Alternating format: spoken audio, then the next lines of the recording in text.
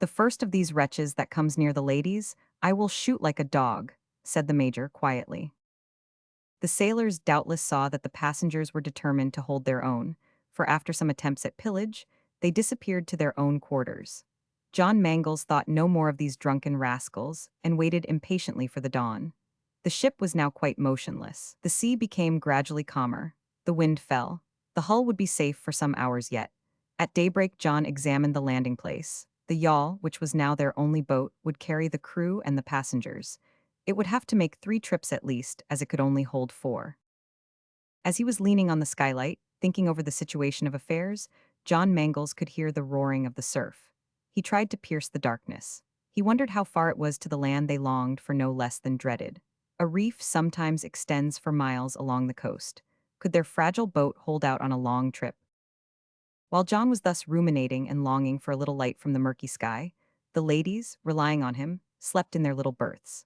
The stationary attitude of the brig ensured them some hours of repose. Glenarvan, John, and their companions, no longer disturbed by the noise of the crew who were now wrapped in a drunken sleep, also refreshed themselves by a short nap, and a profound silence reigned on board the ship, herself slumbering peacefully on her bed of sand. Toward 4 o'clock, the first peep of dawn appeared in the east. The clouds were dimly defined by the pale light of the dawn. John returned to the deck. The horizon was veiled with a curtain of fog. Some faint outlines were shadowed in the mist, but at a considerable height. A slight swell still agitated the sea, but the more distant waves were undistinguishable in a motionless bank of clouds. John waited. The light gradually increased, and the horizon acquired a rosy hue. The curtain slowly rose over the vast watery stage. Black reefs rose out of the waters. Then a line became defined on the belt of foam, and there gleamed a luminous beacon-light point behind a low hill which concealed the scarcely risen sun. There was the land, less than 9 miles off. "Land ho!" cried John Mangles. His companions, aroused by his voice, rushed to the poop and gazed in silence at the coast whose outline lay on the horizon. Whether they were received as friends or enemies, that coast must be their refuge. "Where is Halley?" asked Glenarvan. "I do not know, my lord," replied John Mangles. "Where are the sailors?" "Invisible, like himself." "Probably dead drunk like himself," added McNabbs. "Let them be called," said Glenarvan. "We cannot leave them on the ship." Mulready and Wilson went down to the forecastle, and 2 minutes after they returned. The place was empty. They then searched between decks and then the hold, but found no trace of Will Halley nor his sailors. "What, no one?" exclaimed Glenarvan. "Could they have fallen into the sea?" asked Paganel. "Everything is possible," replied John Mangles, who was getting uneasy. Then turning toward the stern, "To the boat," said he. Wilson and Mulready followed to launch the yawl. The yawl was gone. Chapter 5: Cannibals. Will Halley and his crew, taking advantage of the darkness of night and the sleep of the passengers, had fled with the only boat. There could be no doubt about it.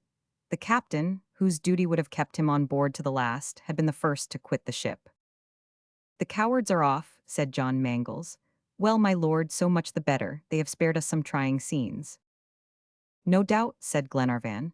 "Besides, we have a captain of our own, and courageous, if unskillful sailors, your companions, John. Say the word, and we are ready to obey." The Major, Paganel, Robert, Wilson, Mulready, Albinett himself, applauded Glenarvan's speech and ranged themselves on the deck, ready to execute their captain's orders. "What is to be done?" asked Glenarvan. It was evident that raising the Macquarie was out of the question, and no less evident that she must be abandoned. Waiting on board for succor that might never come would have been imprudence and folly. Before the arrival of a chance vessel on the scene, the Macquarie would have broken up. The next storm, or even a high tide raised by the winds from seaward, would roll it on the sands, break it up into splinters, and scatter them on the shore. John was anxious to reach the land before this inevitable consummation. He proposed to construct a raft strong enough to carry the passengers and a sufficient quantity of provisions to the coast of New Zealand. There was no time for discussion. The work was to be set about at once, and they had made considerable progress when night came and interrupted them. Toward 8 o'clock in the evening, after supper, while Lady Helena and Mary Grant slept in their berths, Paganel and his friends conversed on serious matters as they walked up and down the deck. Robert had chosen to stay with them. The brave boy listened with all his ears, ready to be of use and willing to enlist in any perilous adventure. Paganel asked John Mangles whether the raft could not follow the coast as far as Auckland, instead of landing its freight on the coast. John replied that the voyage was impossible with such an unmanageable craft. And what we cannot do on a raft could have been done in the ship's boat. Yes, if necessary, answered John, but we should have had to sail by day and anchor at night. Then those wretches who abandoned us. Oh, as for them, said John, they were drunk, and in the darkness I have no doubt they paid for their cowardice with their lives. So much the worse for them and for us, replied Paganel, for the boat would have been very useful to us. What would you have, Paganel? The raft will bring us to the shore, said Glenarvan. The very thing I would fain avoid, exclaimed the geographer. What, do you think another 20 miles after crossing the Pampas in Australia can have any terrors for us, hardened as we are to fatigue? My friend, replied Paganel, I do not call in question our courage nor the bravery of our friends. 20 miles would be nothing in any other country than New Zealand. You cannot suspect me of faint-heartedness. I was the first to persuade you to cross America and Australia. But here the case is different. I repeat, anything is better than to venture into this treacherous country. Anything is better, in my judgment, said John Mangles, than braving certain destruction on a stranded vessel. What is there so formidable in New Zealand? Asked Glenarvan. The savages, said Paganel. The savages, repeated Glenarvan. Can we not avoid them by keeping to the shore? But in any case, what have we to fear? Surely, two resolute and well-armed Europeans need not give a thought to an attack by a handful of miserable beings. Paganel shook his head. In this case, there are no miserable beings to contend with. The New Zealanders are a powerful race who are rebelling against English rule, who fight the invaders and often beat them, and who always eat them. Cannibals, exclaimed Robert, cannibals. Then they heard him whisper, my sister, Lady Helena. Don't frighten yourself, my boy, said Glenarvan. Our friend Paganel exaggerates. Far from it, rejoined Paganel.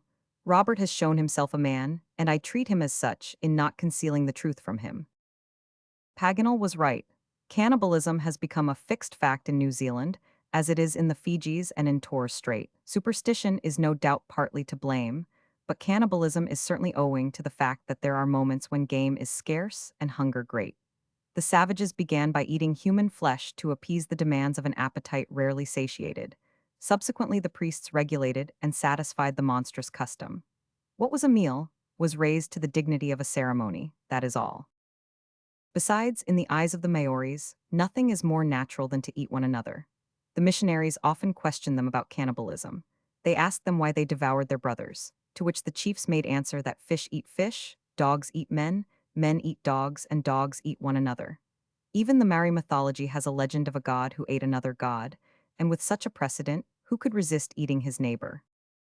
Another strange notion is that in eating a dead enemy they consume his spiritual being, and so inherit his soul, his strength, and his bravery, which they hold are specially lodged in the brain. This accounts for the fact that the brain figures in their feasts as the choicest delicacy, and is offered to the most honored guest. But while he acknowledged all this, Paganel maintained, not without a show of reason, that sensuality, and especially hunger, was the first cause of cannibalism among the New Zealanders, and not only among the Polynesian races, but also among the savages of Europe. For, said he, cannibalism was long prevalent among the ancestors of the most civilized people, and especially, if the Major will not think me personal, among the Scotch. Really, said McNabbs. Yes, Major, replied Paganel. If you read certain passages of St. Jerome on the Atticali of Scotland, you will see what he thought of your forefathers. And without going so far back as historic times, under the reign of Elizabeth, when Shakespeare was dreaming out his Shylock, a Scotch bandit, Sawney Bean, was executed for the crime of cannibalism. Was it religion that prompted him to cannibalism? No, it was hunger. Hunger, said John Mangles. Hunger, repeated Paganel. But, above all, the necessity of the carnivorous appetite of replacing the bodily waste by the azote contained in animal tissues. The lungs are satisfied with a provision of vegetable and farinaceous food. But to be strong and active, the body must be supplied with those plastic elements that renew the muscles. Until the Maoris become members of the Vegetarian Association, they will eat meat, and human flesh as meat. Why not animal flesh? Asked Glenarvan. Because they have no animals, replied Paganel, and that ought to be taken into account, not to extenuate but to explain their cannibal habits. Quadrupeds and even birds are rare on these inhospitable shores, so that the Maoris have always eaten human flesh. There are even man-eating seasons, as there are in civilized countries hunting seasons. Then begin the great wars, and whole tribes are served up on the tables of the conquerors.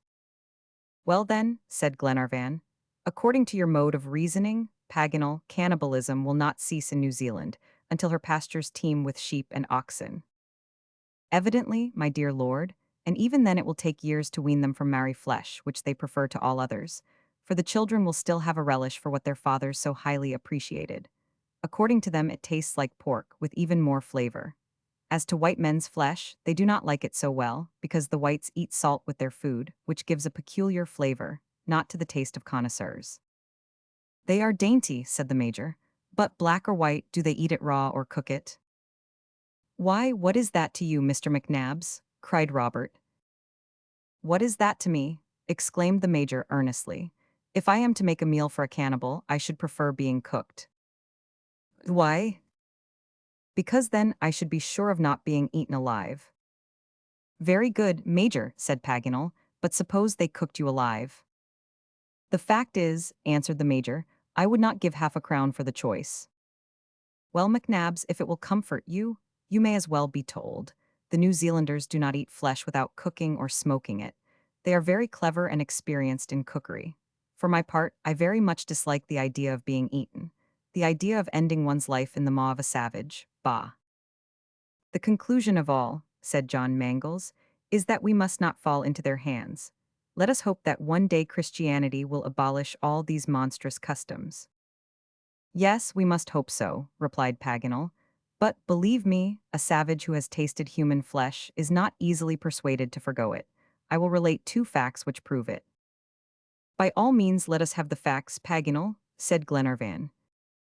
The first is narrated in the chronicles of the Jesuit Society in Brazil. A Portuguese missionary was one day visiting an old Brazilian woman who was very ill.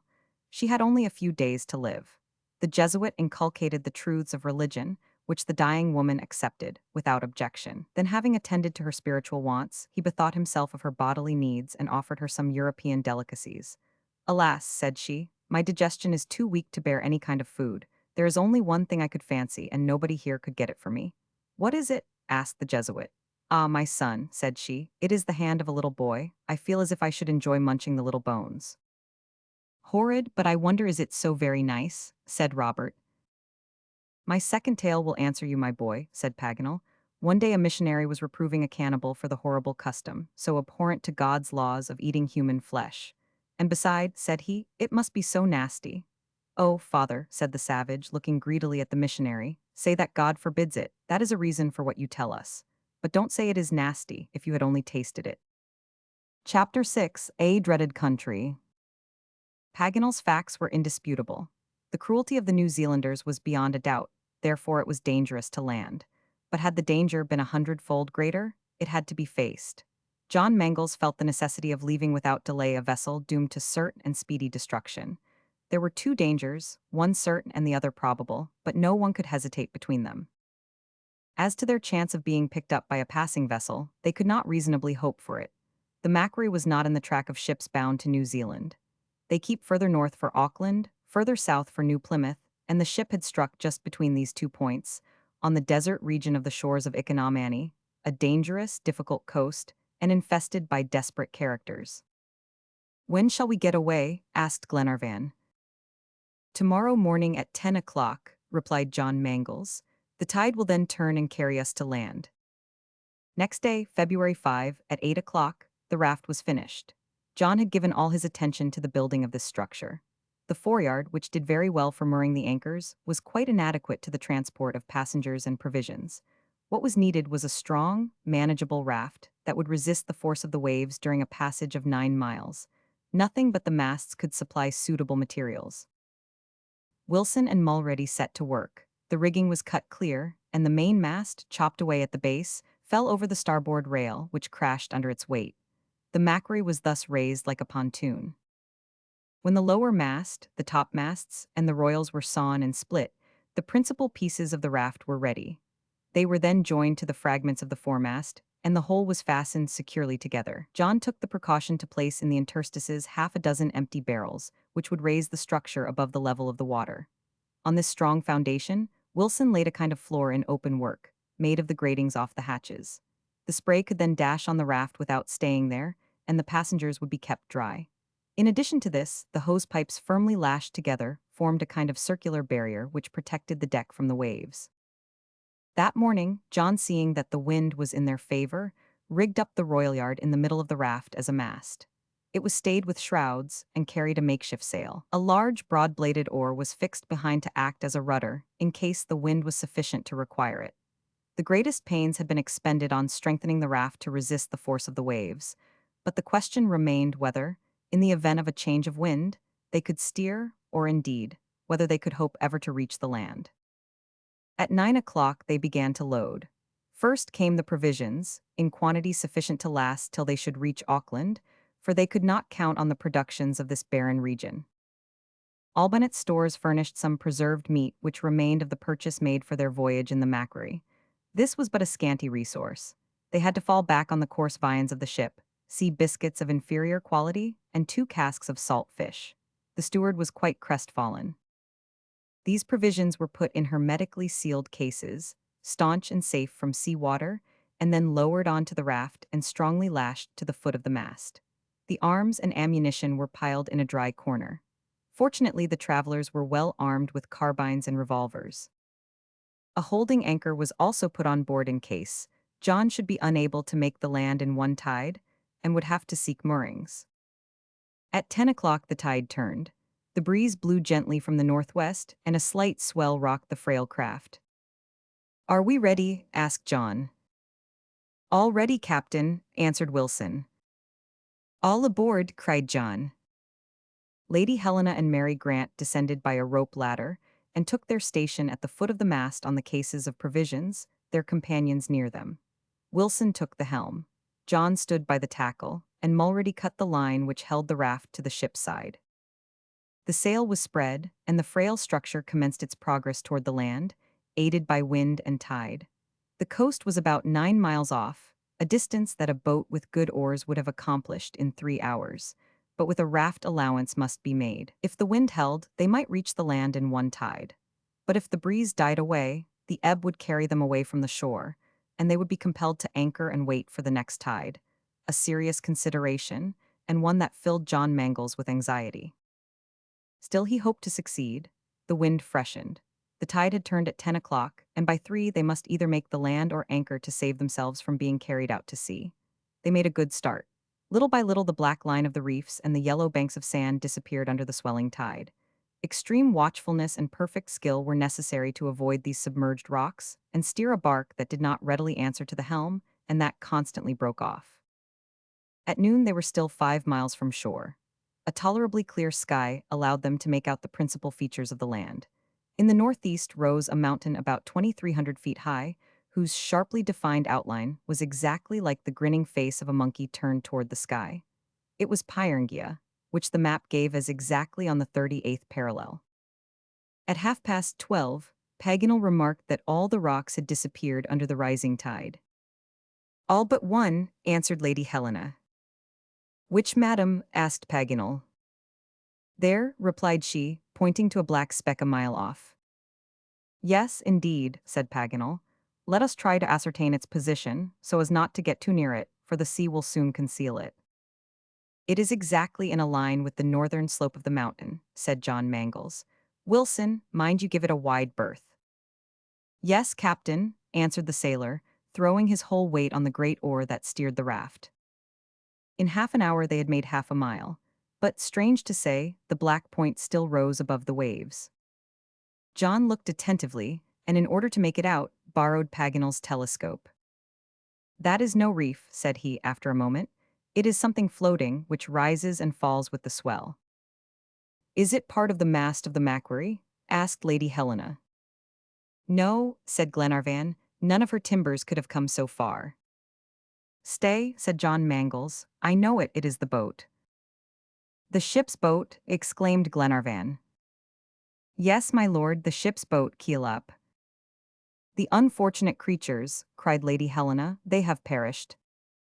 "Yes, madam," replied John Mangles. "They must have perished, for in the midst of these breakers in a heavy swell on that pitchy night, they ran to certain death." For a few minutes the passengers were silent. They gazed at the frail craft as they drew near it.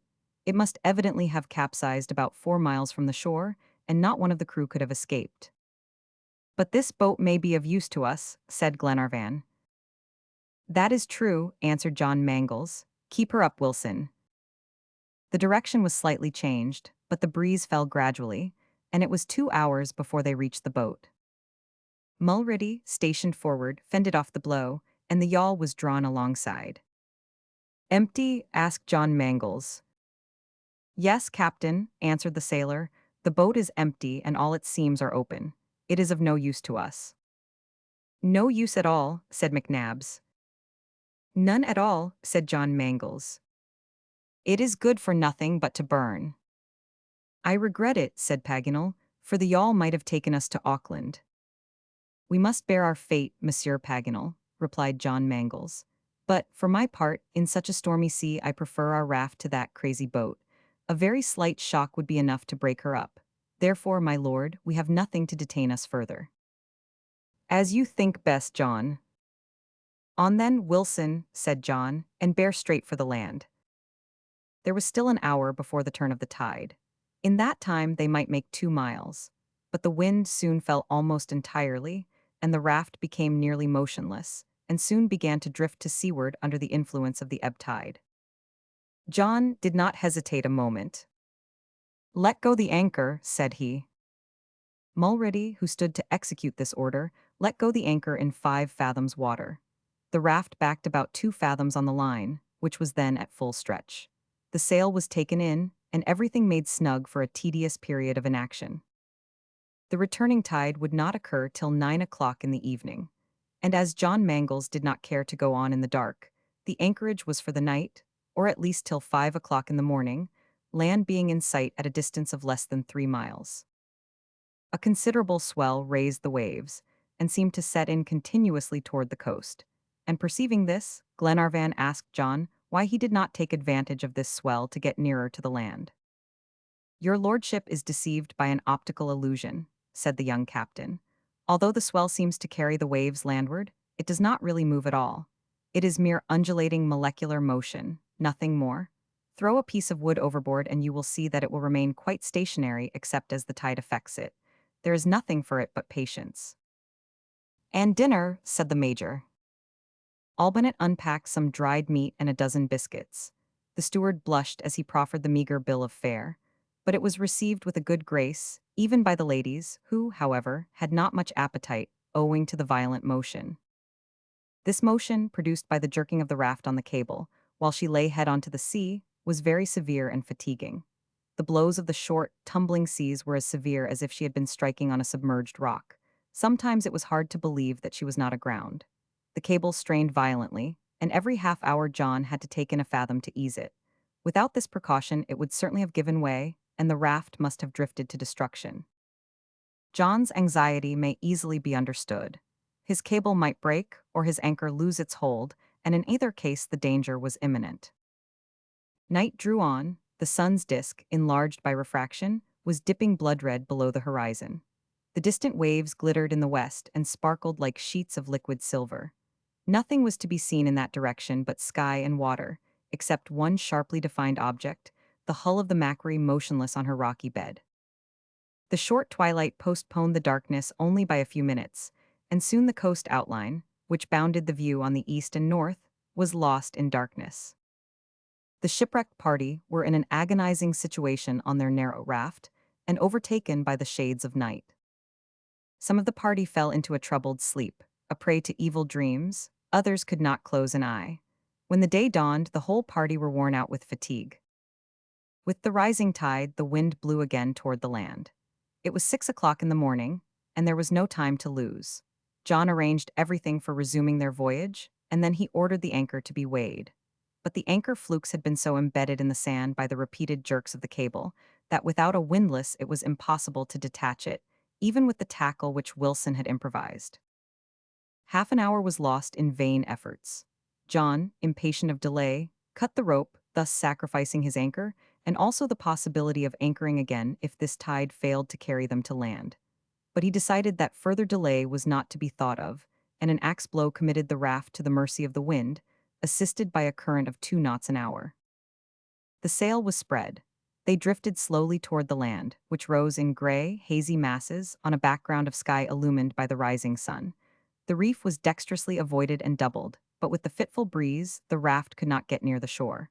What toil and pain to reach a coast so full of danger when attained! At 9 o'clock, the land was less than a mile off. It was a steeply shelving shore, fringed with breakers. A practicable landing place had to be discovered. Gradually, the breeze grew fainter and then ceased entirely.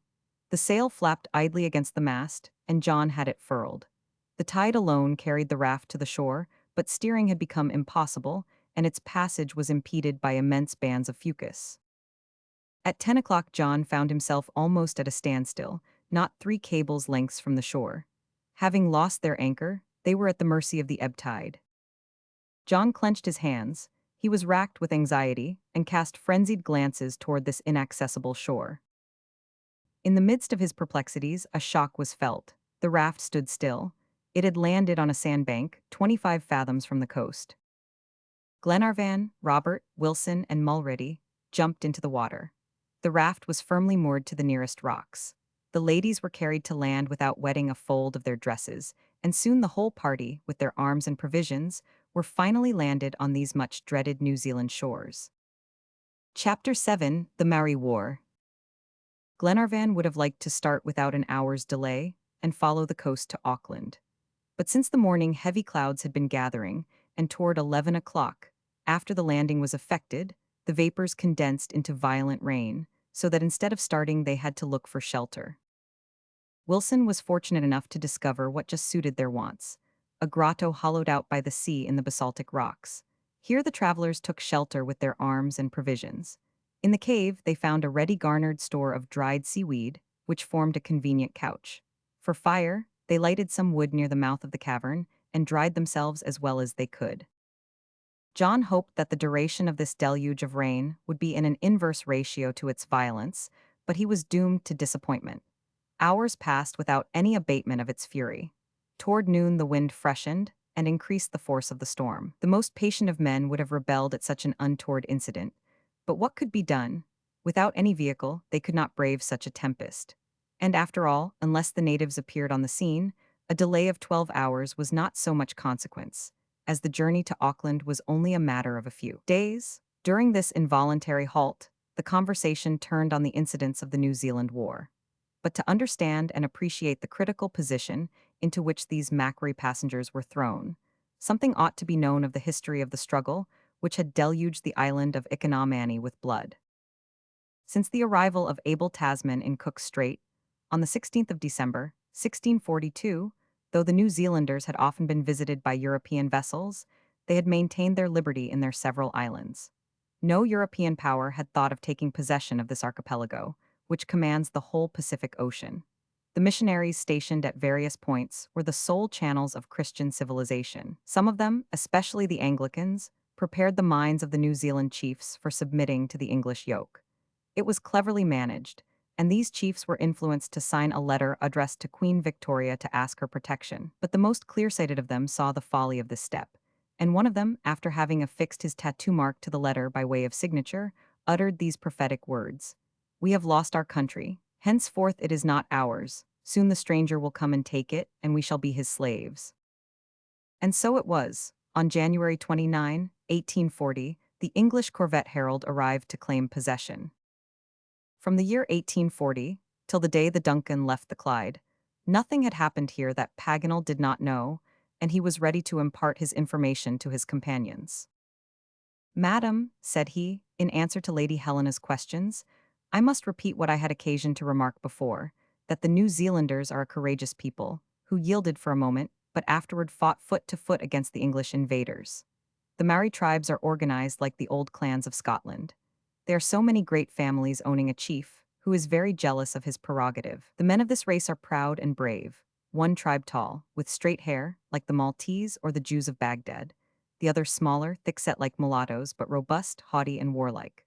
They had a famous chief named Hihai, a real Vercingetorix, so that you need not be astonished that the war with the English has become chronic in the northern island, for in it is the famous tribe of the Waikatos, who defend their lands under the leadership of William Thompson. But, said John Mangles, are not the English in possession of the principal points in New Zealand? Certainly, dear John, replied Paganel. After Captain Hobson took formal possession and became governor, 9 colonies were founded at various times between 1840 and, in the most favorable situations. These formed the nucleus of 9 provinces, 4 in the North Island and 5 in the Southern Island, with a total population of 184,346 inhabitants on the 30th of June, 1864. But what about this interminable war? Asked John Mangles. Well, said Paganel, 6 long months have gone by since we left Europe, and I cannot say what may have happened during that time, with the exception of a few facts which I gathered from the newspapers of Maryborough and Seymour during our Australian journey. At that time, the fighting was very lively in the Northern Island. And when did the war commence? Asked Mary Grant. Recommence, you mean, my dear young lady, replied Paganel, for there was an insurrection so far back as 1845. The present war began toward the close of 1863, but long before that date, the Maoris were occupied in making preparations to shake off the English yoke. The national party among the natives carried on an active propaganda for the election of a Maori ruler.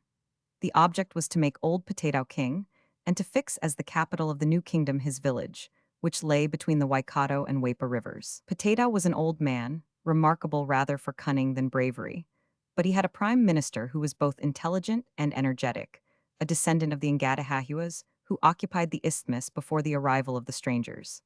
This minister, William Thompson, became the soul of the War of Independence and organized the Maori troops with great skill. Under this guidance, a Taranaki chief gathered the scattered tribes around the same flag.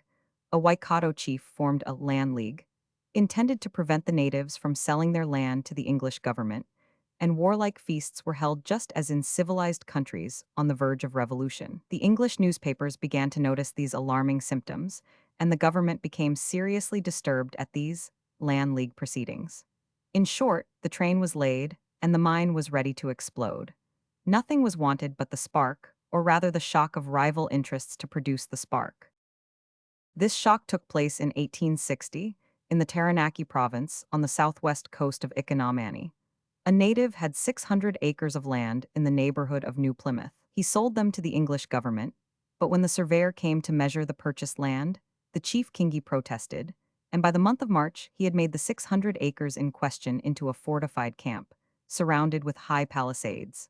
Some days after Colonel Gold carried this fortress at the head of his troops, and that day heard the first shot fired of the native war. Have the rebels been successful up to this time? Yes, madam, and the English themselves have often been compelled to admire the courage and bravery of the New Zealanders. Their mode of warfare is of the guerrilla type. They form skirmishing parties, come down in small detachments, and pillage the colonists' homes. General Cameron had no easy time in the campaigns, during which every bush had to be searched. In 1863, after a long and sanguinary struggle, the Maoris were entrenched in strong and fortified position on the upper Waikato, at the end of a chain of steep hills, and covered by 3 miles of forts. The native prophets called on all the Maori population to defend the soil, and promised the extermination of the Pakekas, or white men. General Cameron had 3,000 volunteers at his disposal, and they gave no quarter to the Maoris after the barbarous murder of Captain Sprent. Several bloody engagements took place. In some instances, the fighting lasted 12 hours before the Maoris yielded to the English cannonade. The heart of the army was the fierce Waikato tribe under William Thompson. This native general commanded at the outset 2,500 warriors, afterward increased to 8,000. The men of Shangi and Heki, 2 powerful chiefs, came to his assistance. The women took their part in the most trying labors of this patriotic war. But right has not always might. After severe struggles, General Cameron succeeded in subduing the Waikato district, but empty and depopulated, for the Maoris escaped in all directions. Some wonderful exploits were related. 400 Maoris who were shut up in the fortress of Oricau, besieged by 1,000 English, under Brigadier General Carey, without water or provisions, refused to surrender, but one day at noon cut their way through the then decimated regiment and escaped to the marshes. But, asked John Mangles, did the submission of the Waikato district put an end to this sanguinary war? No, my friend, replied Paganel. The English resolved to march on Taranaki province and besiege Matetawa, William Thompson's fortress, but they did not carry it without great loss. Just as I was leaving Paris, I heard that the governor and the general had accepted the submission of the Toranga tribes and left them in possession of three-fourths of their lands. It was also rumored that the principal chief of the rebellion, William Thompson, was inclined to surrender, but the Australian papers have not confirmed this, but rather the contrary, and I should not be surprised to find that, at this moment, the war is going on with renewed vigor. Then, according to you, Paganel, said Glenarvan, this struggle is still going on in the provinces of Auckland and Taranaki. I think so. This very province where the Macquarie's wreck has deposited us. Exactly. We have landed a few miles above Kahia Harbor, where the Maori flag is probably still floating. Then our most prudent course would be to keep toward the north, remarked Glenarvan. By far the most prudent, said Paganel. The New Zealanders are incensed against Europeans, and especially against the English. Therefore let us avoid falling into their hands. We might have the good fortune to fall in with a detachment of European troops, said Lady Helena. We may, madam, replied the geographer, but I do not expect it. Detached parties do not like to go far into the country, where the smallest tussock, the thinnest brushwood, may conceal an accomplished marksman. I don't fancy we shall pick up an escort of the 40th Regiment, but there are mission stations on this west coast, and we shall be able to make them our halting places till we get to Auckland. Chapter 8 On the Road to Auckland. On the 7th of February, at 6 o'clock in the morning, the signal for departure was given by Glenarvan. During the night the rain had ceased. The sky was veiled with light gray clouds, which moderated the heat of the sun and allowed the travelers to venture on a journey by day. Paganel had measured on the map a distance of 80 miles between Point Kahia and Auckland. It was an 8 days' journey if they made 10 miles a day, but instead of following the windings of the coast, he thought it better to make for a point 30 miles off, at the confluence of the Waikato and the Waipa, at the village of Ngarnavahia. The overland track passes that point, and is rather a path than a road, practicable for the vehicles which go almost across the island, from Napier, in Hawke's Bay, to Auckland. From this village it would be easy to reach Drury, and there they could rest in an excellent hotel, highly recommended by Dr. Hichstetter.